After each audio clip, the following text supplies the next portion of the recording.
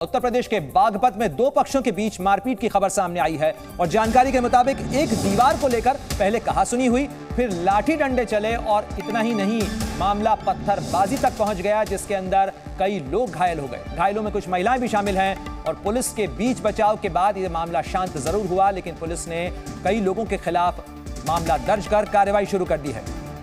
तस्वीरों में आप देख सकते हैं किस तरीके से एक छोटे से विवाद ने तूल पकड़ लिया। दीवार का यह पूरा मामला था जिसको लेकर पहले कहासुनी हुई, फिर लाठी डंडे चले और मामला पत्थरबाजी तक पहुंच गया जिसमें कई लोगों के सर फूटे हैं, कई लोगों को बड़ी चोट आई है।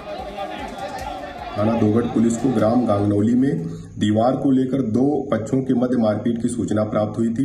इस सूचना पे थाना पुलिस द्वारा घटनास्थल का निरीक्षण किया गया तथा घायलों को उपचार हेतु अस्पताल भिजवाया गया। इस संबंध में थाना दोगट पर अभियोग पंजीकृत कर अग्रिम वैधानिक कार्रवाई की जा रही है। तो इस घटना के बाद बागपत के सीईओ का क्या कुछ कहना था वो हमने आपको सुनवाया। सीधे रुख करते हैं मेरे सहयोगी नीतीश पांडे का। नीतीश, इस समय पीयूष पांडे, जरा बताइएगा कि इस समय बागपत में क्या स्थिति है और क्या हालात पूरी तरह से अब शांत हो चुके हैं या तनाव अब भी बरकरार है?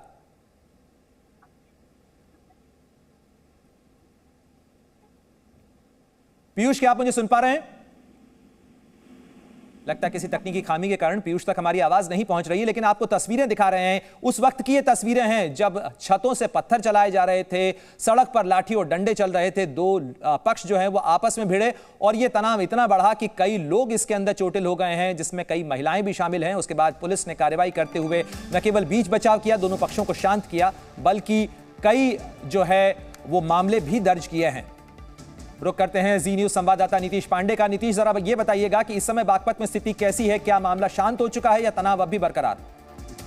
देखिए, अगर अभी की बात कर ले तो अभी स्थिति नियंत्रण में जरूर है, लेकिन जो इलाके में ये घटना सामने आई है उसके बाद तनाव की स्थिति वहां पर है और इस स्थिति के मद्देनजर वहां पर जो पुलिस की टुकड़ी है उसको भी तैनात किया गया है ताकि जो विवाद की स्थिति है वो आगे उत्पन्न न होने पाए। जिस तरह से पिछले दिन अगर कई दिनों से ये विवाद चल रहा था और मामूली सा विवाद, जिसको कह सकते हैं कि दीवार का एक मामूली सा विवाद, और कैसे विकराल रूप लेता है और विकराल रूप लेने के साथ जब पत्थर और लाठी डंडे चलते हैं तो उसमें आधा दर्जन लोग घायल हो जाते हैं और इसमें आधा दर्जन लोगों में महिलाएं भी शामिल होती हैं।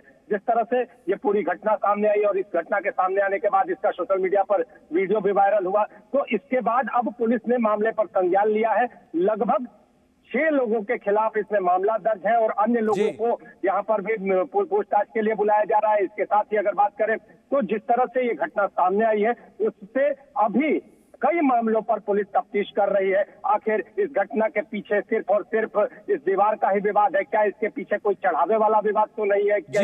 ऐसा तो नहीं है कि बहुत बहुत शुक्रिया तमाम जानकारी के लिए नीतीश पांडे। तो जिस तरीके से बागपत में महज एक दीवार को लेकर चल रहा विवाद लाठी डंडे और पत्थराव के टकराव में बदल गया, उसके बाद से पुलिस एक्शन के अंदर है, कई लोग इसके अंदर घायल हुए हैं। उसकी तस्वीरें भी आपको दिखा रहे हैं। ये उस वक्त की तस्वीरें हैं जब पथराव हो रहा था, किस तरीके से छतों पर से पत्थर चलाए जा रहे थे, सड़कों पर लोग लाठी डंडे का इस्तेमाल करते हुए एक दूसरे पर वार कर रहे थे। हालांकि पुलिस ने बीच बचाव किया है, 6 लोगों के खिलाफ मामला दर्ज किया गया है, घायलों में कई महिलाएं भी शामिल हैं। तो ये तस्वीरें आपको बागपत की दिखा रहे हैं, जिस तरीके से नीतीश पांडे भी रिपोर्ट कर रहे थे। फिलहाल मामला शांत है, लेकिन इलाके में तनाव के बीच में पुलिस इस मामले की जांच कर रही कि क्या ये मामला महज एक दीवार को लेकर हुए विवाद का है या इसके पीछे किसी तरीके की पुरानी रंजिश भी है और कहीं ये मामला आगे न बढ़े, इसके लिए कई लोगों के खिलाफ जांच और कार्रवाई भी की जा रही है। देखिए, एक और तस्वीर आपको दिखा रहे हैं, ये बागपत की ही तस्वीर है, उस वक्त की तस्वीर है जब दोनों पक्षों के बीच में लाठी डंडे और पथराव का इस्तेमाल किया जा रहा था। किस तरीके से पत्थर छतों पर से चलाए जा रहे हैं। जाहिर तौर पर इस तरीके से अगर छतों से पत्थर फेंके जाएंगे तो नीचे खड़े लोगों पर ज्यादा चोट लगेगी और वही हुआ भी। करीब 1 दर्जन लोग इस टकराव के अंदर घायल हुए हैं। जी न्यूज।